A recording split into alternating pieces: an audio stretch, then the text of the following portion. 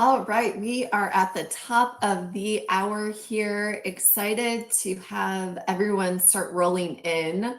We're going to give attendees a few minutes here to sign on, but in the meantime, I'm going to share out a poll on how you felt Prime Day went for you. So here we go. Excited to see what people are saying here. So were you happy with Prime Day performance? From what I'm hearing in the industry, it was a mixed bag of happiness and wishing things could have gone a better way. Don't be shy in answering. All is a-okay if you say no. But we're just trying to warm it up here with a nice poll.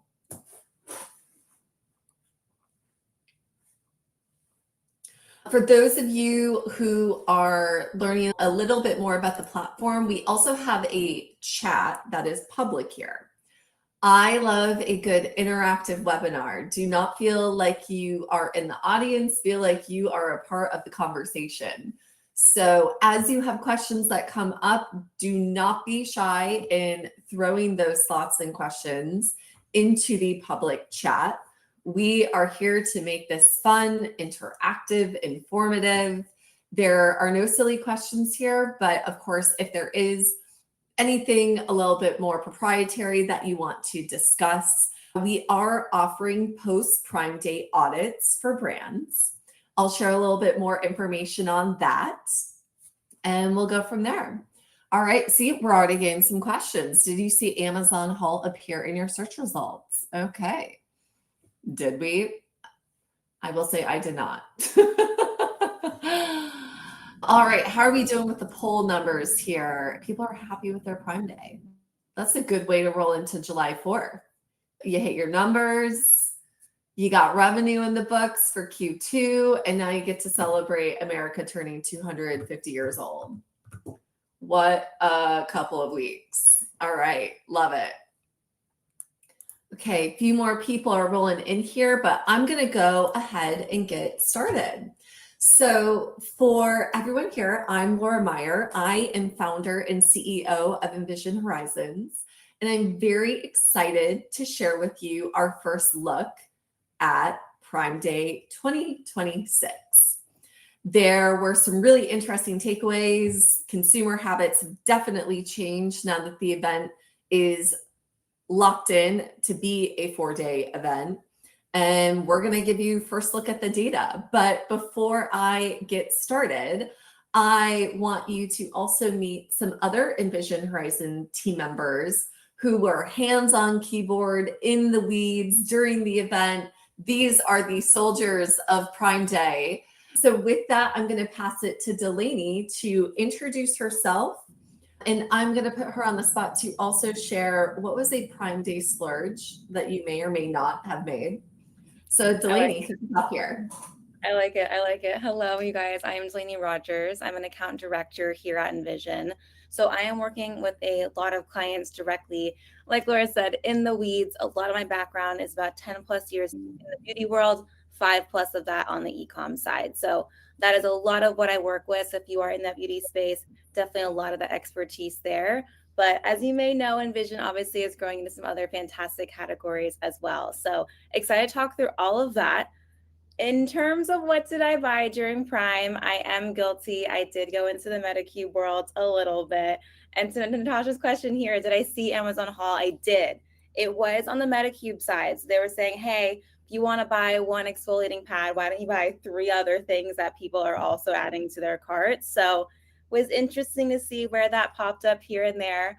We'll see if the purchase was worth it or not. Still more to come back on that, but definitely explored a little bit and tried a few things there. So had a good time with it. I'm excited to see that we have some good Prime Day overviews here, but excited to get into that as well. But of course, have to intro one of our account managers here, specifically on the ad side. But Leah, if you want to give an intro as well, I'd appreciate that too. Yeah, perfect. Thanks everyone for joining. My name is Leah Catalano. I'm a senior ads account manager here at Envision. So I have spent a lot of time being hands-on keyboard for between Prime Day, Prime Big Deals, Black Friday, Cyber Monday, over a dozen events at this point. So I've been super involved with campaigns, keywords, ASIN. So now really taking a step back, looking at what is working across the industry, what is working in different types of targeting from the search sponsored ad side, as well as DSP. Really interesting time to evaluate as we're looking into AI evolving and all those optimizations. So excited to talk through a little bit more and speak on behalf of what I've seen in the last couple of years in terms of different events, the last Prime Day when it was 2 days versus 4 days now this year, and the go forward look out on all these events. And from a personal perspective, I might be the only one in the room who did not purchase during Prime Day. But no, I was, of course, spending a lot of time on site looking at all of the different offers and what is out there, and just really absorbing, what is Amazon pushing? What are brands pushing? What are they leaning into? And what are all those deals that are out there? Awesome. And just for everyone in the audience to know, so you will be able to leave this webinar today with our official Prime Day 2026 recap. I am going to share it out right now. You should be able to see it in the handout section. If you don't, let us know. I am not here today to read this to you. Today is really to be interactive and conversational, but I hope that you find this helpful. I am going to walk through it just a little bit, but again, this is not story time. This is not circle time. I have 2 young kids, so that's always top of mind for me. But I want to quick highlight some of the big trends that we saw and how it was different from previous years. So as many of you know, this was the second year this was a 4-day event. And we also know on a macro level, there have been a lot of discussions in the industry about the impact of inflation and consumer confidence. And so while there was an increase in year-over-year spend during Prime Day, we have seen that while the spend increased, the baskets were shrinking. And what we mean by that is the average order value and the total amount spent during the event. And something that really stood out to us is that the woman's wallet really is what won Prime Day. According to Numerator, which is a research firm, at 77% of those who were shopping Prime Day this year were women. So why is this? Well, women, if we're talking generally here, are often the decision makers as it pertains to household spending. And what we saw this year is that consumers weren't necessarily making the impulse purchases. These were planned purchases.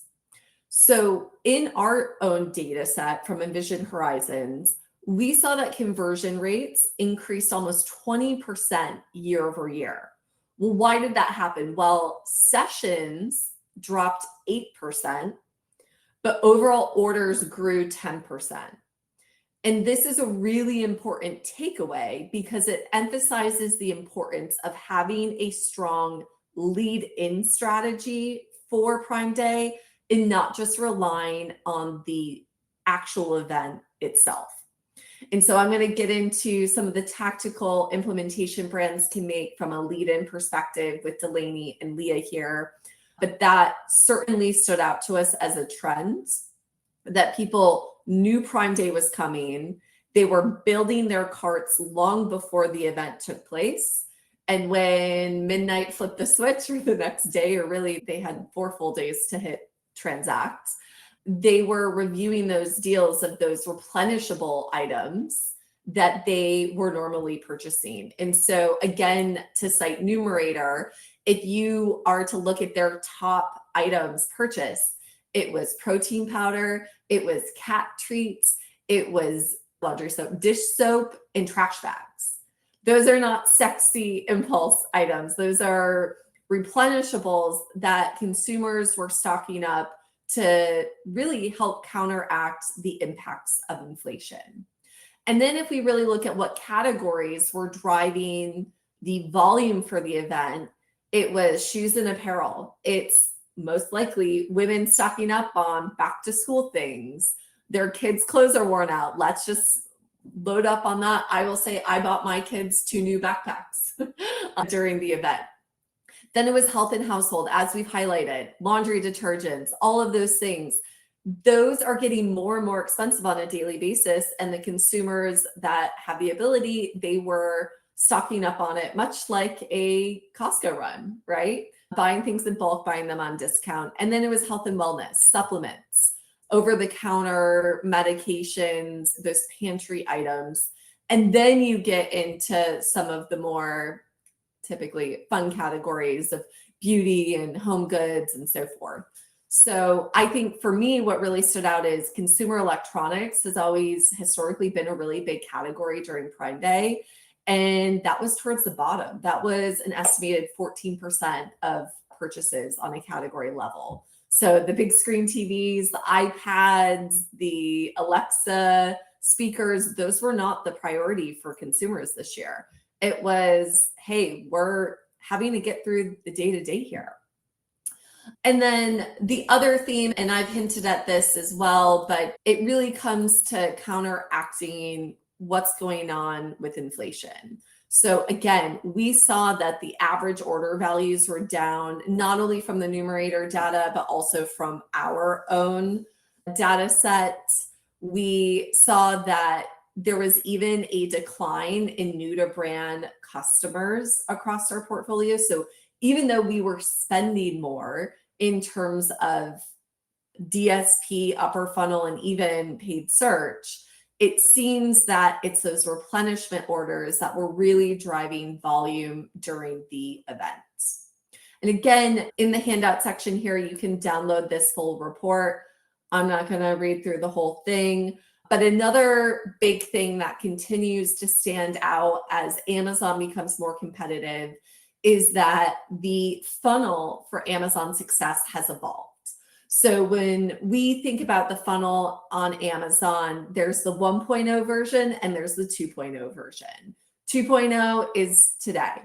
And 2.0 does not just live within the Amazon ecosystem. It is influenced everywhere. So we have a saying here at Envision Horizons that discovery is everywhere, but transactions, majority of the time, are happening on Amazon. And so we saw firsthand Amazon themselves were buying ads in ChatGPT to promote Prime Day.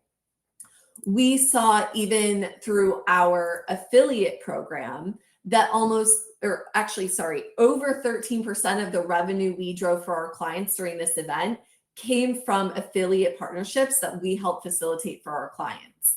And there are categories where affiliate does especially well. And we even had some clients where almost a third of their Prime Day sales came through affiliate partnerships because it's that social gratification.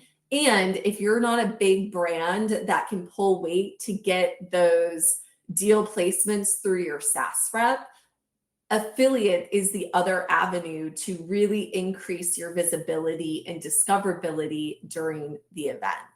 So we continue to be really bullish on the impact that TikTok and affiliate in general as a channel can drive because CPCs, like every year, continue to increase.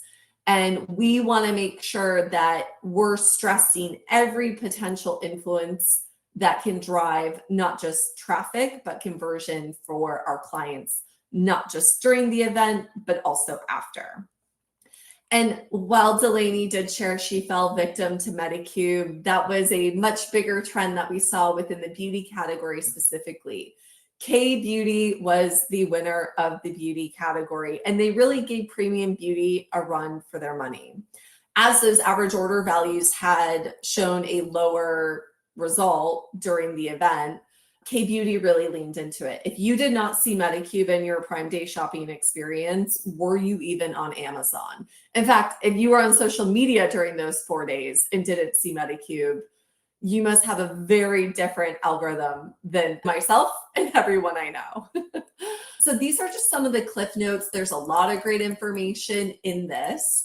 And if you are looking for something that's more customized to you, we are doing post-Prime Day audits. There should have been a little box that popped up in the corner These are complementary, but if you're interested in getting our very tactical insight of what are your post-Prime Day learnings, because Fall Prime Day is going to be here before we know it, these cliff note or high level notes that I just shared with you are going to be very indicative of what the strategy needs to look like for this fall and for this holiday season. And we are making a big hypothesis here at Envision Horizons, which is that because Prime Day was moved up from July to June, we are suspicious that Fall Prime Day may actually fall in September this year. Otherwise, Q3 may look a little light to Amazon shareholders and will likely just be a way to continue to bring revenue forward for their annual performance and quarterly performance. So with that, I am here to make this interactive. I'm not here to walk or to talk this whole time. So what I am going to transition to is speaking with Delaney and Leah on the life cycle and how to make the most of these tentpole events. So I want to start even before the event takes place. So this first question is directed at you, Delaney, which is about the lead-in and planning process. What did you and the team do that really set your clients up for success in terms of the planning process for Prime Day? And ultimately, what are we going to keep doing more of as we approach these tentpole events in the future? Yeah, absolutely. I think when we look at lead in, it does get earlier and earlier each year. Even this year, we were expecting a July prime, bumped up to June, which obviously changed things a little bit. But we're really prepping months and months in advance. And what that looks like is we're talking about what are we discounting? We're talking about what does our shopper want? So we're looking at what does that new to brand acquisition really come from? What are those hero products? As Laura said, sure, we're going to have that replenishment, but truly, how do I maximize not just our loyal shoppers here and use this as an acquisition opportunity? So for a lot of our brands, we do an analysis of here are the ASINs that are heroes, who is going to grab the most new to brand, and how do I get in front of those shoppers now? Because what we don't want to do, what we've really learned over these past years, is you can't try and capture them on the day, hoping your discount is what's going to get that visibility because it's so competitive. And as we talked about, the cost to get that customer is now rising every single year. So really determine what are those hero ASINs? What are those ranking terms? I really want to ensure I am showing up top of page one, and 3, 4, 6 months in advance. I'm already having campaigns in place. So I know day of prime, I have that high visibility, and I'm not having to increase our cost per click 2x to try and get that visibility. So really having that clear pathway of what is your product, what does that visibility look like, and then plan it with other social teams. Again, it is different. It is a funnel 2.0. We are thinking about this not just on Amazon. It is a conversation to bring in all of your team members on, whether that is your social, whether that's D2C. It's really everyone coming together to create and back up these hero ASINs. As we see in the chat too, how do you make sure it's an omni-channel approach? Making sure your TikTok is leading in with that product. People are already aware of it. They're not just seeing a campaign for the very first time there. And then we can lead in talking later a little bit about how can you build off of that, but really making sure every single team is backing up these hero ASINs. And I gotta say, my last note here is that inventory planning. I know it's tough. I know supply chain is a very, very big thing right now, but we saw this impact quite a few of our brands where, hey, they had a fantastic viral moment, or they were really increasing sales, but then we're completely out of stock, and now we're struggling to bridge that gap in Prime Day. So it's 6 months of prepping ahead of time, but really making sure all teams are on the same page of what we're pushing and why. Awesome. And Leah, I'm curious to get your perspective as it pertains to the lead-in strategy with ads and how you balance a budget or a tacos goal when you potentially are ramping up spend in a period where consumers may just be adding to cart but not actually purchasing. Yeah, it's a really great question. So first on that add to cart piece, that's where DSP, sponsored brand video, even sponsored product video, which made its Prime Day debut this year, after it was rolled out, I believe it was earlier in 2026, was getting that engagement, right? Having that alignment of our ROAS is going to start to fluctuate, right? And it's all about building that window shopping engagement, getting that interest. And I have seen add to carts from a DSP perspective typically start in the weeks leading up to it, but in that weekend before the first day of Prime Day really seems like that is when the interest starts to really build up and consumers are getting ready to just hit that final purchase button once day one lands. So I think looking at what is our click-through rate, how do we balance that with possibly those lower ROAS figures, those lower conversion rates? You're going to see an inverse trend there as clicks start to increase, the window shopping opens up, conversion rate is probably going to soften unless you're thinking about maybe you have a certain type of lead-in deal. How do you bring back purchasers who were engaged with your brand maybe 6 to 12 months ago that now we can re-engage? What can we offer them? Can we use different types of creative or headlines within guidelines to really spark that interest? And then on day one, expecting it to be the biggest day that consumers are going to just hit that purchase button, that's when we're going to expect to see, even if we have high CPC, we're expecting to see that conversion rate finally pop back up.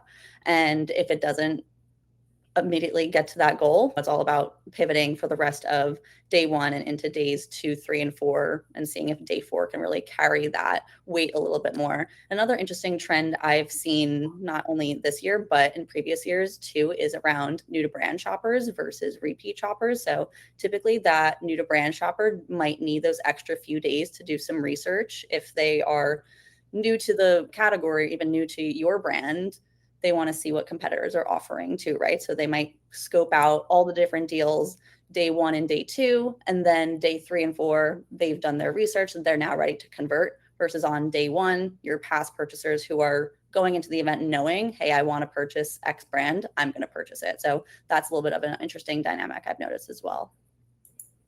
And Leah, I'm curious, what are some of your go-to audiences and targeting segments specifically for DSP leading in and even during the event? What are the must-haves, table stakes? Yeah, that's a really great question. So I would say for lead in, definitely want to get more of that awareness driving, right? You want to create new demand if it's not there. So thinking about OLV, if you have those video assets, it's a really great efficient impression driver. You can get so many impressions at a very low CPM. So it's really great to open up that audience pool and get people interested. Contextual targeting and other in-market style audiences come into play there. And then as you get into the event, that's all about your PDP views retargeting, even cart abandoners, maybe in the latter half of Prime Day, have it on during the full event. But if AMC is part of, if that's already in the works, super easy just to get that cart abandoner audience set up. And in addition to that, can we even pull in not only past purchasers, but can we pull in maybe cart abandoners from a specific blast event? Maybe if inventory or a deal didn't go through from big spring sale, can we convert those cart abandoners now that we do have a deal live? Or even just past purchasers from those deal events can be really big drivers. Awesome. Thanks for sharing. And Delaney, I want to go back to the planning period of these temple events.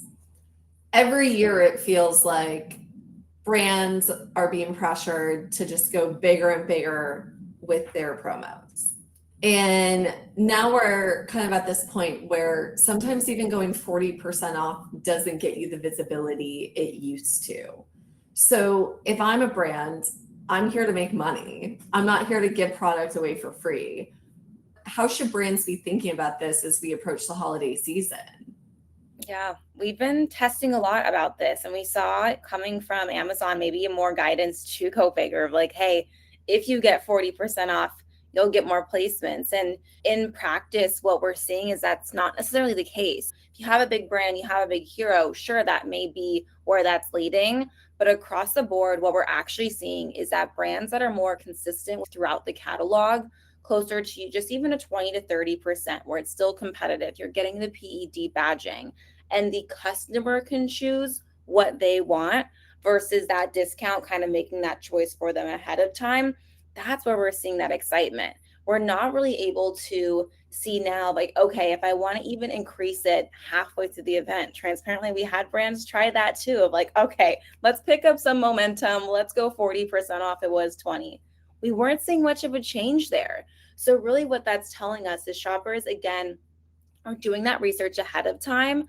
And so giving them more options to find what's right for them, right for their needs, all at that kind of consistent discounted price that makes sense for you and your margins. That's ultimately what's going to work for both of the teams there. In that same note, if ads are getting more expensive, we can't offer the 40% off. Again, to your point, Laura, we're going to lose money on those products. And we're not just trying to have this be one marketing opportunity and call it good after that. So definitely giving the shopper options, going a little bit more catalog wide, but again, still run those numbers ahead of time because we do want this to be a positive event for your margins too. Yeah. And I think another big takeaway we've seen from events like this is we do often encourage selective promotions that just doing a blanketed 20% off doesn't always drive the same impact. But you should have consistent promotions across child variations. Yeah. And we've seen this in some cases where maybe it's, I'm just going to say, a lip product where the pink is 30% off, but everything else is 15% off. That's challenging even from an ads perspective, because if that's the ad we're serving, they see the 30% off, but then they land on the page and it drops to 15 when they pick the right shade for them. That's going to just lead to a decreased conversion rate overall for that performance. So that I think is an important takeaway as it pertains to promotional strategy. Yeah. To add to that too, when you think about the whole catalog, think about it more on the parent ASIN side. Look at, what percentage takes in the most sales historically. Those are going to be your big drivers. To Laura's earlier point too, if we try and do full catalog, even maybe our lower items that don't have that visibility, we're not seeing a discount is really going to change that. So make sure your ad spend, your margins aren't spread too thin, where exactly to your point, Laura, let's make it on the parent ASIN side where every single child ASIN under that, maybe it's your top 5, maybe it's your top 10, maybe it's your top 2, but really giving them that option to buy what's right for them within that parent.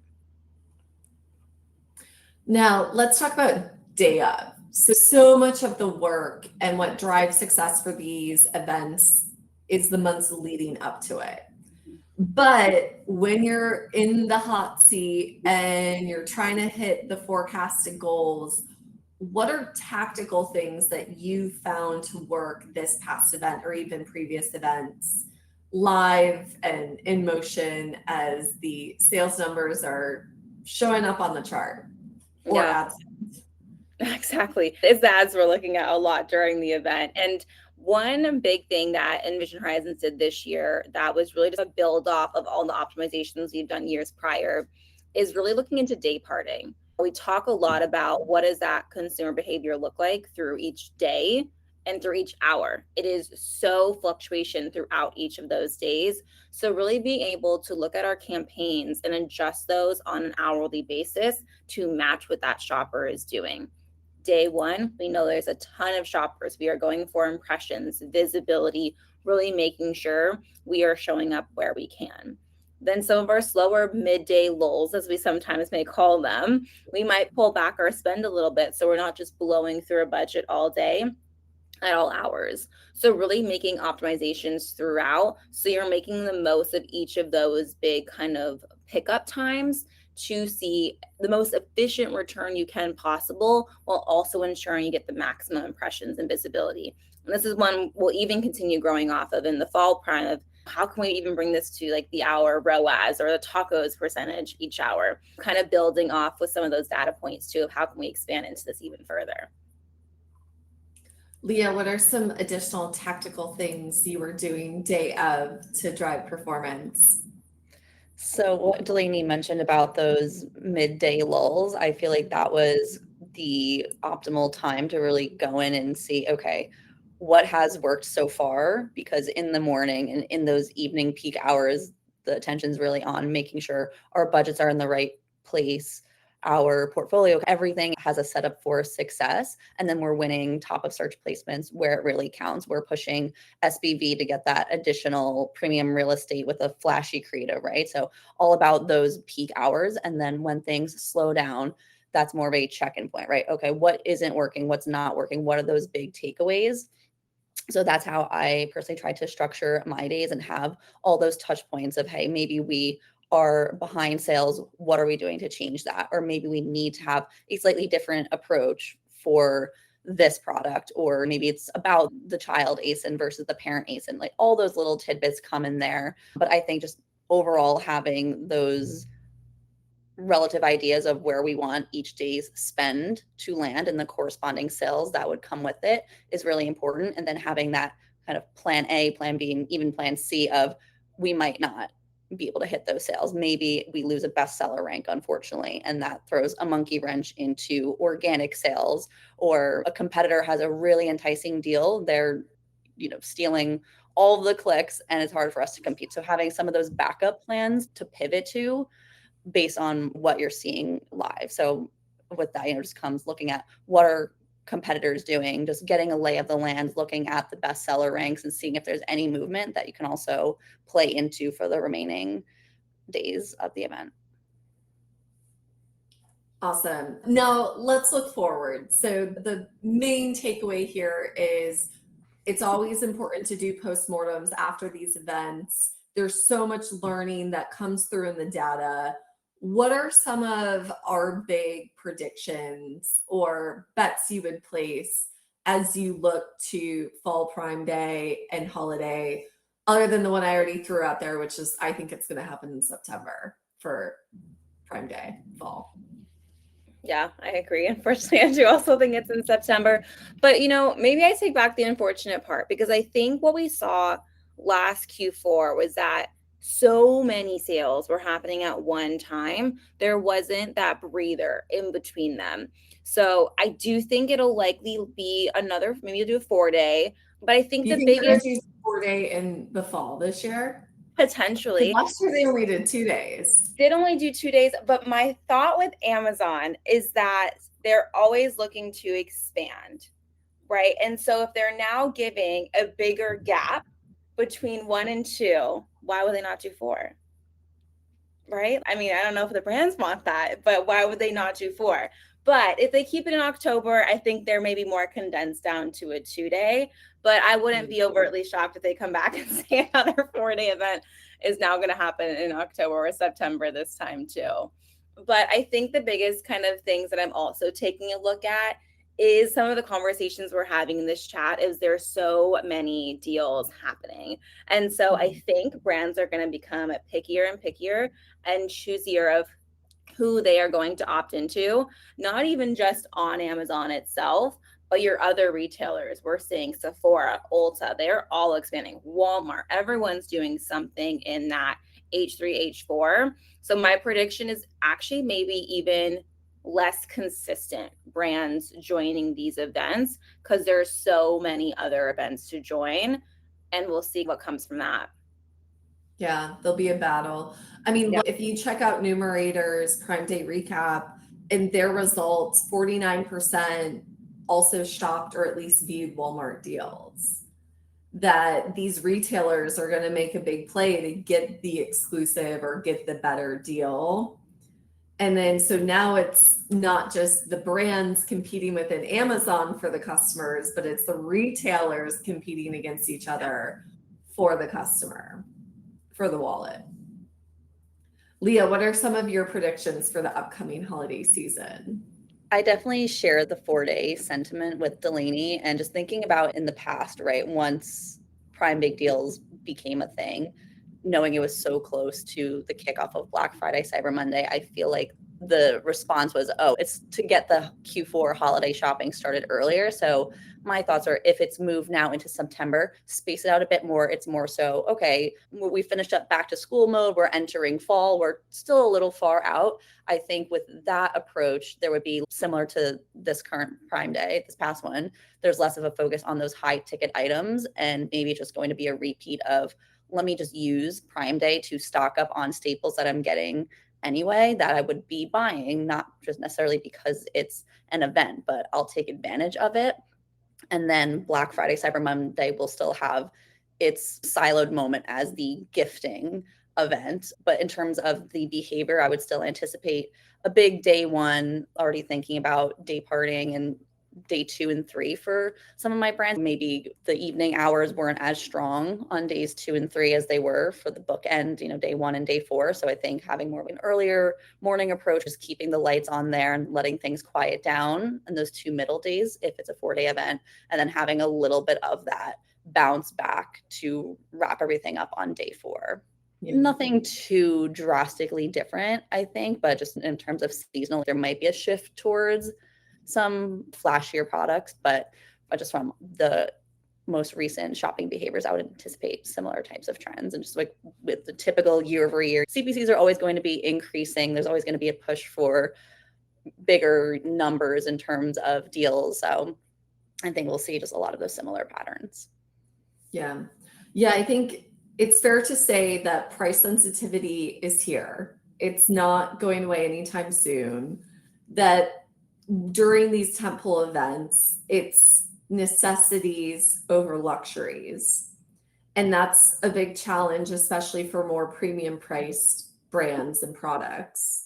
And with this trend that we're seeing of lower average order values, maybe then the merchandising strategy and where you're putting your promotions for higher priced products is travel sizes or smaller sizes, or like leading with that maybe loss leader. I think luxury items or premium brands are really going to have to get creative in how they approach the holiday season. And in my opinion, relying solely on Amazon ads is not how you're going to do it. You need to be exploring all avenues, going back to the 2.0 Amazon funnel. You need to have affiliates engaged. I know that TikTok has a reputation of not being the premium platform for brands, that it's more impulse, but it is where discovery is happening now. And even if those consumers aren't transacting on TikTok Shop, they're finding it there. Maybe they're going to a LLM to do additional research. And then in a study that we commissioned earlier this year, we found that 51% of consumers that are using LLMs in their shopping journey are still transacting on Amazon. So the funnel has expanded and it's becoming more complex. And for those that are wanting a more personalized or in-depth perspective, again, we do have that post-Prime Day audit in the lower corner. I can also share the link here in the chat box. But would love to hear from the attendees. Does anyone have any questions? Feel free to add your questions here to the chat.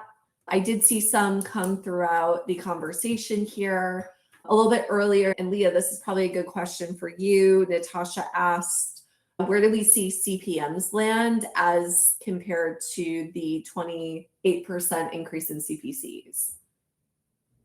Yeah, it's a good question. I don't know offhand, so definitely have to look into that. But I can definitely tell you in comparison to the lead in, a little bit of inflation, but I don't think it is as pronounced. And there was definitely some fluctuation from day to day.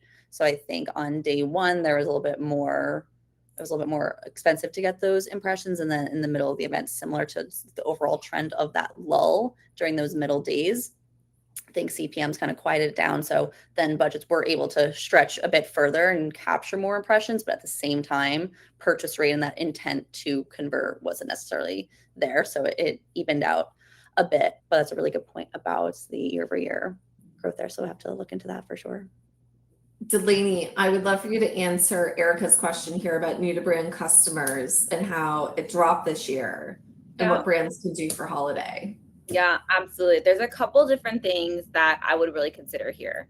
When we think about any kind of consumable or like that cosmetic brand, thinking about how are we building off of their current purchasers. If we're thinking that a lot of these are returning shoppers and not as strong as new to brand, my thought is, how do I expand off of my already loyal shoppers to me? So whether that is an extension to a product line, whether that is a complementary product, I'm wanting to really ensure there is that visibility there of even internal cross-selling or bundling. Some updates that we're even seeing this week is Amazon's creating their own FBA bundles.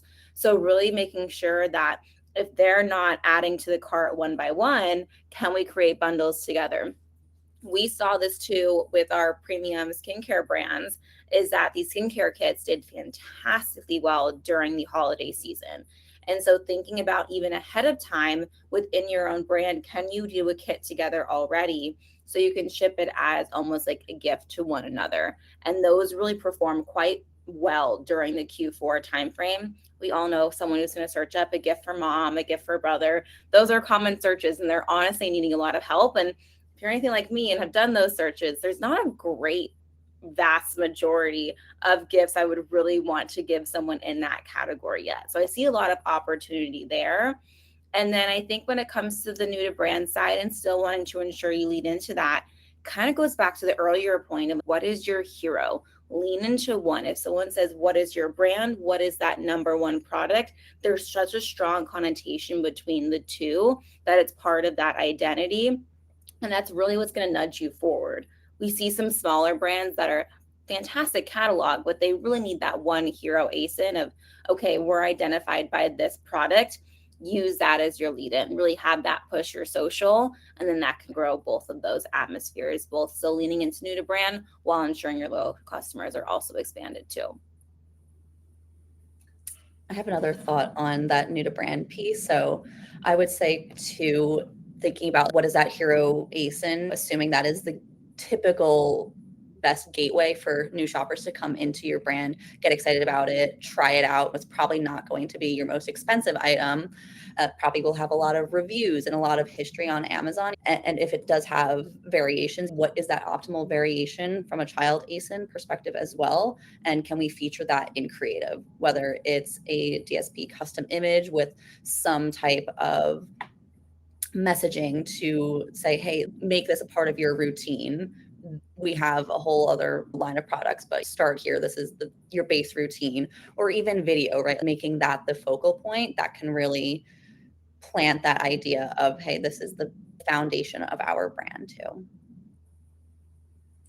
And it looks like we have some questions here about Meta, Google, other external traffic drivers. I have some thoughts here of what I see to be best practices, but Delaney and Leah would love to get your POV there. Yeah, I think the biggest impact that I saw this time around was actually more on the social side. So definitely making sure that you have coverage on Meta and Google was critical. Quite honestly, more as an evergreen effect, where we saw the Prime Day come into effect was more of that social impact. Making sure you have influencers set up to start talking about these deals on Prime. Your own D2C branded was pushing these items. So the biggest push I saw was when Instagram pushes and influencers that were preset and went live and noted that they were going to go live at certain times, as well as that day 4 push from the brand side of, hey, make sure you get your items last day on Prime Day, but actually coming from the brand, not just another Amazon ad. It feels a little bit more authentic. They feel more connected to you guys. And so really creating that marketing calendar of what is that customer touch point going to look like each day? Is day 1 coming directly from your social influencers, getting that excitement going? Is day 2 and 3 more coming from the Meta, Google ads, making sure they don't forget about the event during those kind of midday times? Day 4, we're really ramping up, trying to get that last touch point and get that excitement and drive. And I found that email and SMS has been the best platform, honestly, to use for that last day push. And when brands do all 4 of those, we really see that halo effect kick into place, which sees a lot of success. And I think when it comes to Meta, Google, other external paid traffic sources, I would still advocate you mirror the Prime Day deal on your D2C and you run it to your D2C so you have at least some attribution. I'm not a big fan of running digital media blindly and just hoping for the best. So we know that there is a halo effect that happens when you run Google and Meta ads. But for your CFO to remain happy, I would still recommend driving it to your D2C. And look, the consumers who are going to buy on your D2C will transact there, better margins for you. And then there's always going to be the halo effect of the consumers who always still transact on Amazon, whether that's for comfort, security, or the fact that Amazon may actually deliver same day, like my Prime Day orders did. But the attribution piece is also why I'm very bullish on leaning into affiliates, because there's the affiliate attributed sales, but same thing, there's that halo effect. So even though you're paying, say, 20 to 30% commissions to these affiliates, 100% of the sales that they're driving are not being attributed. Therefore, they're not being fully compensated for every dollar that they're driving. It looks like we have another question here from Ashley. Thank you. Are there any underutilized tactics, things under the radar that can have a big impact that is not widely spread? So when I think about this is like the impact grid, what can have high impact but that there's less adoption of? I think, Laura, to your earlier point, it's a lot of affiliate too. I see this very 50-50 across brand of, hey, creator connections is worth it for us, and it's not doing anything. And I think this is one that it's not a turn on and just hope it goes well. Our brands that saw the most success with this did Prime Day specific campaigns. We're doing outreach and really ensuring that there's excitement behind the products. Those affiliates know ahead of time what's going to go on sale, what to push, so they know what to get excited about. And one thing that we're really seeing here too is if you have a product that already has some momentum behind it, you can pair it with another in the affiliate program, kind of to our earlier tactics to improve both of those. We do see a struggle sometimes with totally net new products going into affiliate. There's not as much historical behind it. They're having a harder time kind of getting that adoption. But I would really say using the affiliate program, specifically calling out Prime Day discounts and put that in your campaign and doing that outreach ahead of time to get the excitement versus just leaving your evergreen is one that I think is an opportunity. We started to see a lot of brands take this time, but not fully adapt yet, that I would definitely encourage all to do in that next big Prime event. And I think one of the under the radar things that we did that made our affiliate program so successful this year and why it drove over 13% of total revenue we generated during the 4-day event is it wasn't just creating campaigns on creator connections. We have facilitated relationships with top creators. We were doing product seeding of the products that were going to be featured during Prime Day months before, like months leading up to the event. And then also communicating to the affiliate and creator partners, hey, this is what the deal is going to be, and it's an exciting one.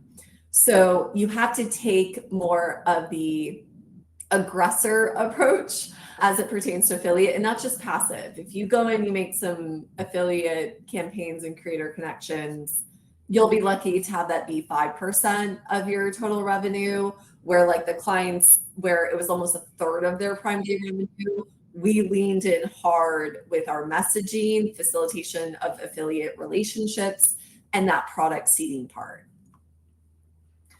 All right, so Erica asked, how did EH's client portfolio perform on a yearly basis during the event rather than June averages?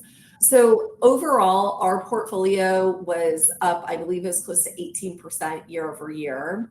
What I do think is fascinating, and I just had this stat this morning, is the clients who were with us for their first Prime Day under our management, those clients on average had a 91% year over year growth.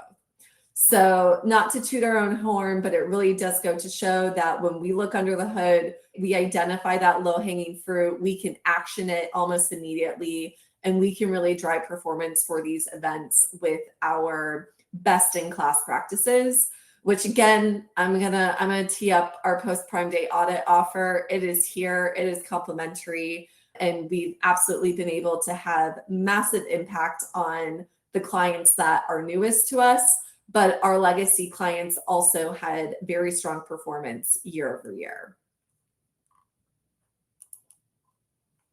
Well, fantastic. So thank you everyone for being such an engaged audience. Delaney, Leah, thank you for your wisdom and perspective. Again, you can download the Prime Day recap here in the handout section. If you know us, you know we're also going to tease it out on LinkedIn, so that will be coming out next week. But again, thank you for joining. You got first look at Envision Horizons data, our hot takes, and more information will be released in the coming weeks. So thank you again. We will be in touch.